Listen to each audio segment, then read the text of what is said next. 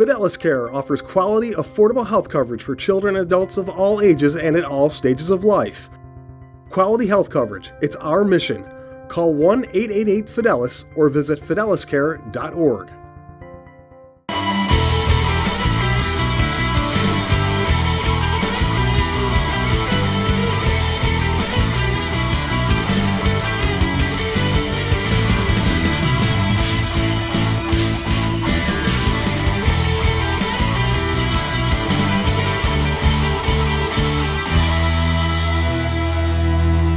Hello everybody and welcome to the Fidelis Care College Sports Beat. I'm Dave Yates. Every week at this time, we take a look at our local college sports programs. We begin with the honor roll of local college athletes brought to you by M&T Bank. At M&T Bank, we're listening, learning, and working hard to understand what's important to Western New York. It's what we've been doing since 1856. M&T Bank, understanding what's important. In at number 3, Chris Smith from St. John Fisher football, the defenseman turned running back, posted a season-high 145 yards rushing with 3 TDs in the Cardinals' 49-31 win over Morrisville State. Fisher stays unbeaten at 6-0. At number 2, Malcolm Shaw of the Roberts Wesleyan soccer team. He scored 2 goals in a 4-1 win over Damon. Shaw now has 8 goals on the season. Topping the list, Sam Holdridge of Brockport Volleyball, part of a terrific team effort. Sam still stands out with 25 kills and 16 digs and 2 victories over New Paltz and Geneseo. Brockport 19-2 on the year and 6-0 stands at first place in the SUNY Conference. Time now for our local college spotlight athlete of the week, and we go to Geneseo, where a national champion is getting ready for his next challenge. Here's Kim Burnson.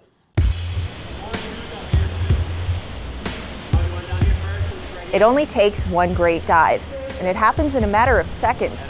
Yet to achieve that, it takes hours of practice mixed with natural abilities. For Geneseo diver Sam Randall, the climb to the top didn't come without putting in the work. I mean, my freshman year was a little bit tough. It's definitely interesting to get used to, but we have a unique kind of model program that our coach likes to call it. So what we do is we always have a big on the team. So when I came in as a freshman, I had a big who kind of watched over me. He made sure I was doing all right in school and in the pool. And it's a great way to kind of get yourself adjusted to academics and sports life. Sam's knack for diving began early. He began in middle school and would eventually go on to become an All-American at Pittsford Sutherland. Is there anything that you see that's rare in him that, not all divers have?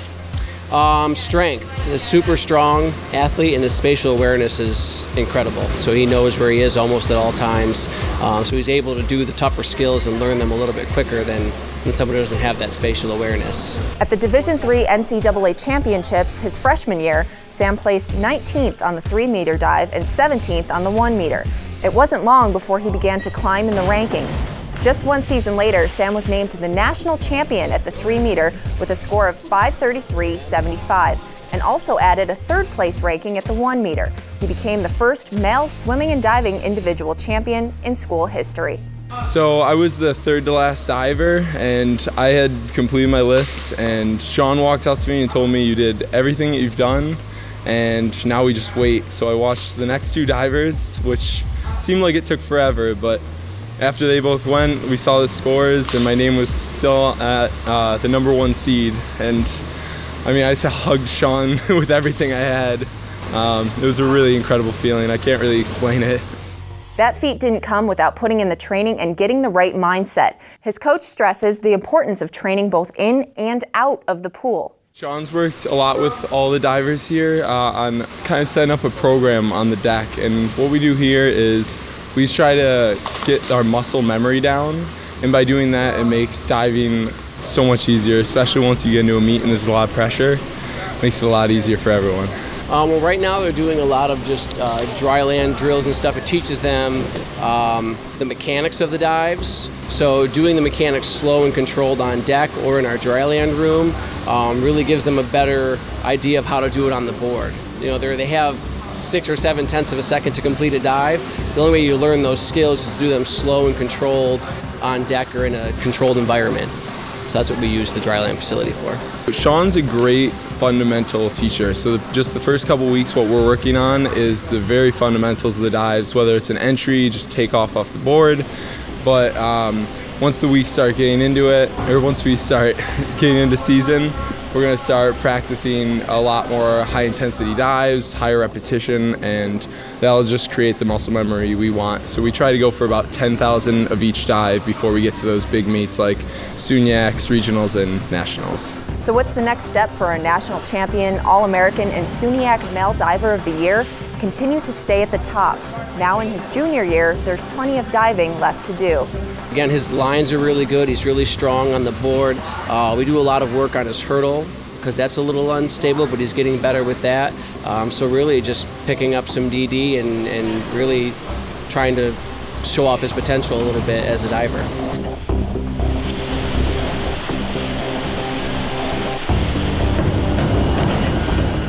I mean, I told Sean I'm bringing him back to Texas Nationals this year. I'm really excited. There's a lot of good competition. Honestly, it's anybody's race, so I'm just trying to prepare as much as I can, hopefully go back with some more of my teammates. I'm Kim Burnson with the Fidelis Care College Sports Beat.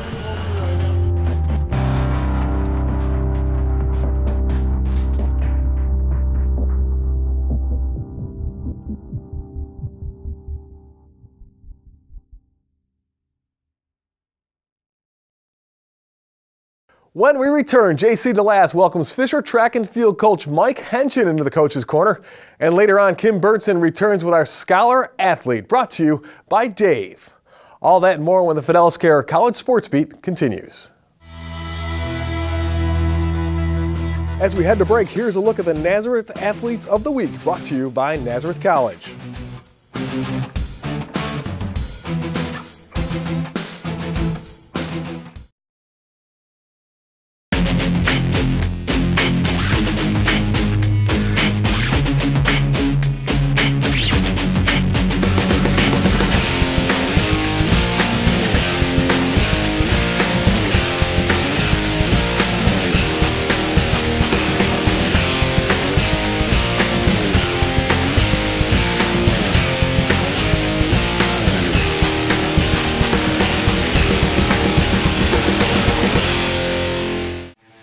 As we come back from break, here's a look at the Geneseo Athletes of the Week, brought to you by SUNY Geneseo.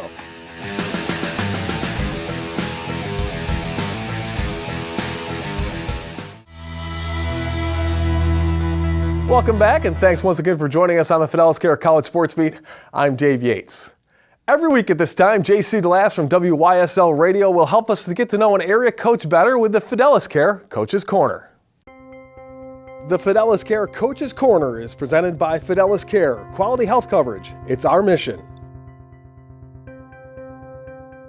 This is J.C. DeLass with this week's Fidelis Care Coach's Corner, and our guest this week is Mike Henchen, the head coach of track and field and cross-country programs at St. John Fisher College. Coach, you pretty much started up the track and field programs from scratch here at St. John Fisher. What are some of the challenges you've had to get that program up and running?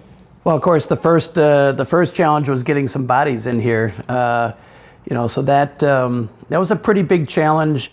Started off kind of slow, but within 2 years on the track program, we were up to, 60 to 65 athletes, which was great.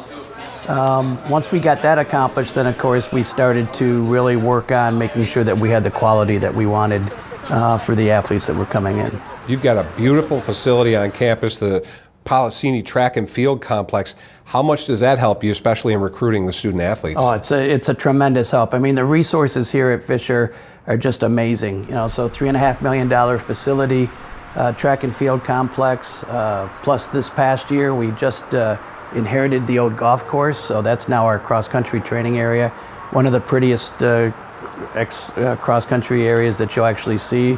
The throws area is over there. That's a beautiful area also. So top-notch facilities really helps the recruiting effort. I would imagine all of the different things that are happening here on this campus are a great selling point for you too when you're talking to kids to get them excited about coming to St. John Fisher. Oh, absolutely. I mean, it's a wide range of things. It's pretty interesting. Our motto in the athletic department is good, smart, and talented. So, when we look at all the good things we do, the Teddy Dance to help Camp Good Days, then of course the Buffalo Bills here in the summertime, that's a huge draw for us, and it really gets it really gets the community, not only from this area, but also, Buffalo, Syracuse, Albany, giving them a look at what we have to offer in the way of resources and facilities. It seems to me runners in particular are very self-motivated. It's kind of a self-motivating sport, if you will. Do you help them to achieve their goals? Is that something that you look to kind of fine-tune their mental approach as much as what they can do physically?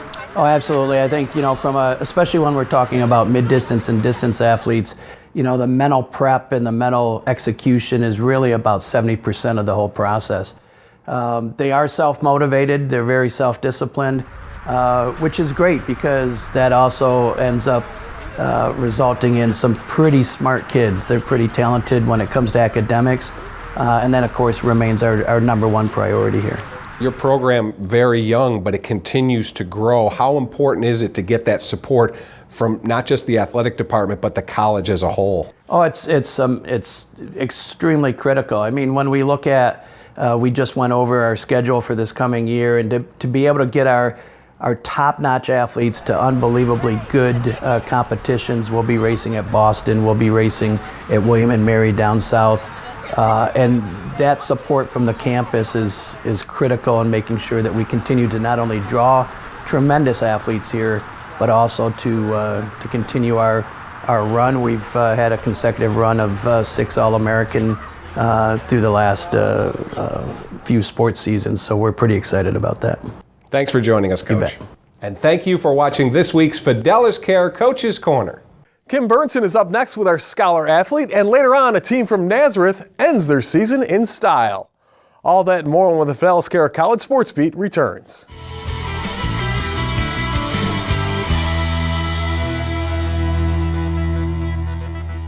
Before we go to break, here's a look at the RIT Athletes of the Week, brought to you by the Rochester Institute of Technology.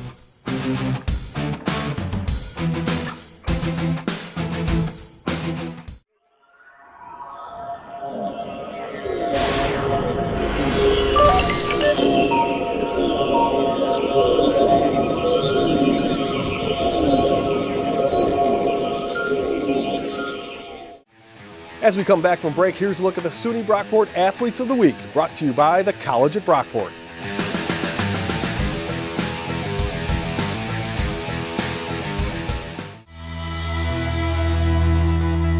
Hello everyone and welcome back to the Fidelis Care College Sports Beat. I'm Kim Burnson. It's time now for our Scholar Athlete, brought to you by Dave, Digital Audio Visual Environments. Where can you go to get expert advice and installation on TVs, sound systems, and automation for your home, car, or business? Come see Dave, Digital Audio Visual Environments. Come see Dave.com. This week, our Scholar Athlete is RIT junior James Bailey. Last season, Bailey finished in the top 25 in all 6 of his cross-country meets. His success led him to be named to the All-Liberty League and the All-Atlantic Regional teams. He also earned all-academic honors while finishing in the top 10 4 separate times.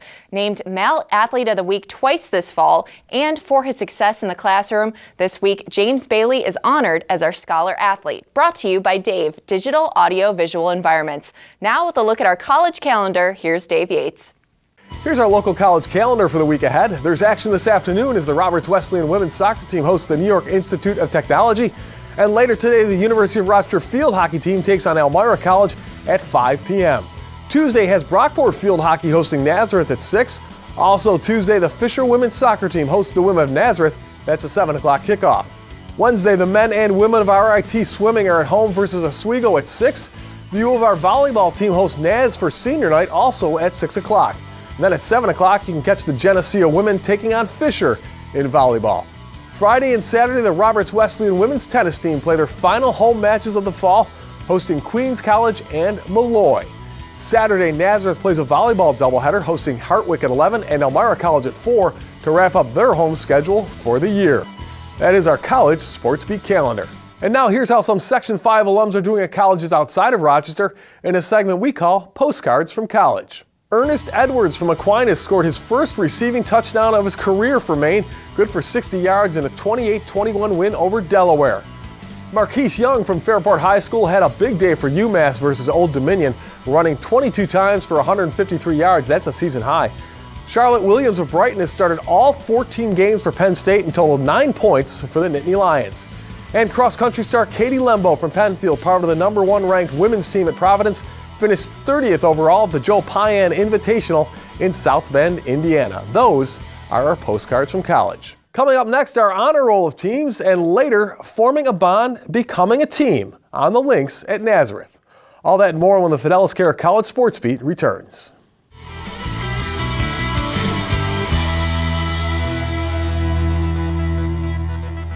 As we head to break, here's a look at the Roberts Wesleyan Athletes of the Week, brought to you by Roberts Wesleyan College.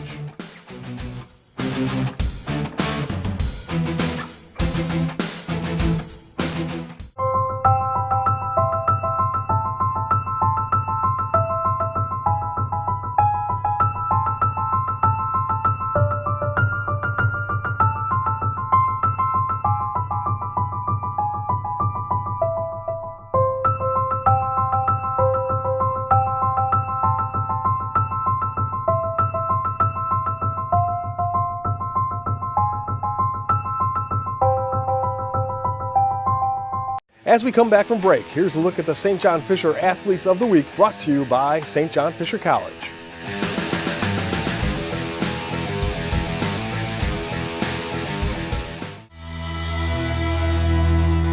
Hello everybody, welcome back. Thanks once again for joining us on the Fidelis Care College Sports Beat. I'm Dave Yates. It is time now for our honor roll of local college teams. We're going to start off at number 3 with the St. John Fisher Field Hockey Program. Profiled here last week, had 2 big wins during the week, upsetting the 9th-ranked U of R, and also in a battle for the top of the Empire 8 Conference, they bested Stevens 1-0. That is 9 straight wins for the Cardinals. At number 2, the MCC women's soccer team, the Tribunes, beat Mercyhurst Northeast 12-0 to secure home field for the upcoming regional championship. And topping the list, University of Rochester volleyball. They swept 4 games the Lycoming College tournament, running their record to 17-6. They'll head to the UAA round robin at Brandeis next. And now it's time for our Spotlight Team of the Week, Nazareth Women's Golf. They ended their fall season like they do every year at home for the Nazareth Invitational. It's a fitting end for a team built with strong bonds. Here's Kim Burnson.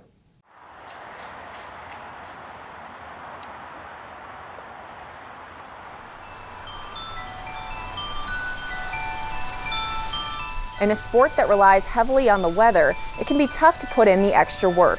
With a team that possesses a range of all skill levels, the Nazareth Women's Golf Program takes a different approach to preparing golfers for the spring and fall season. We try to do it at Nazareth with everyone is build a performance plan for each player. So we have group sessions and skill building sessions where the team's all together collectively.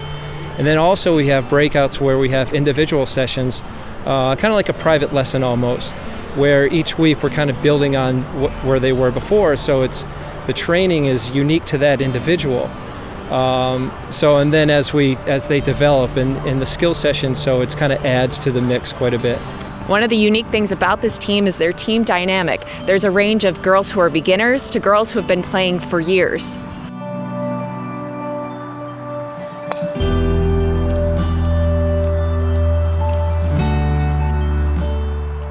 Well, we have 3 new players on the team this year and 2 returners, so we really wanted to bond together and just do our best.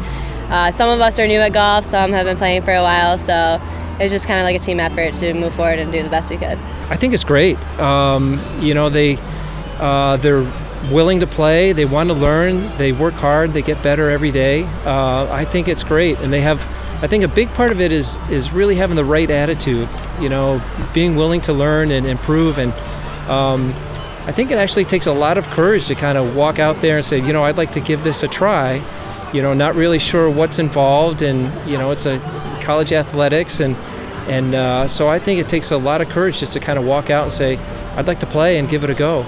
So I give them a ton of credit, and they're doing awesome. Junior Lacey Razusha is one of those beginners in her 2nd season for the Golden Flyers. As a former high school athlete playing both basketball and lacrosse, she decided to take on something new in her athletic career. What made you pick up golf? I just wanted to get involved in something new. I did sports in high school, and then I got to college and was bored, and I just wanted to try something new. And I do better in school when I'm busy, so it's different. Razusha was named to the All-Sportswoman team for 2016. Well, actually, I didn't find out until someone from my family texted me And I just think it's an honor. I really, try to put my all into golf and, supporting the team. And I'm not the best golfer, but I try to be a good teammate and always work hard. Well, the Sportswoman Award represents, honesty and integrity with their endeavors in golf, and Lacey really epitomizes that. She started with us last year, and you could see her grow not only as a player but as a person, and she really sets the example for everybody on the team. So it's a very deserving award. The support she and her teammates have for one another speaks to the program Sean Lally has helped build. Our coach is great. Honestly, I don't know if I'd still be golfing if it weren't for him. He works with everyone. He doesn't try to make our swings all the same. He works with what you're comfortable with and really just pushes us to do our best. He comes to us, he sees us all at holes, which is nice, and if we're having a hard time, he'll come and bring us snacks or help us through the shot, and then he lets us do our own thing too when we're not in the best place, and he's very supportive. The Golden Flyers closed out their season in Ithaca, earning 5th place at the Empire 8 Championships. We're building right now. We're doing our best. We're kind of right on the cusp, I think. The girls have been working really hard. We're practicing a lot, and we're getting better every day. So we're kind of comparing our where we are to where we were last year, and we're a little bit better from last year, and so we're definitely trending. We like to see each other every so often. We practice every day, so we do see each other. But outside of that, we like to get together, do team dinners, or just hang out and do homework and stuff. So we're always with each other. We have 3 freshmen this year: Olivia Dowdle, Catherine Babuka, and Natalie Farr, and we're really excited to have them. They're great athletes. They're very competitive, and we just think the sky's the limit for them.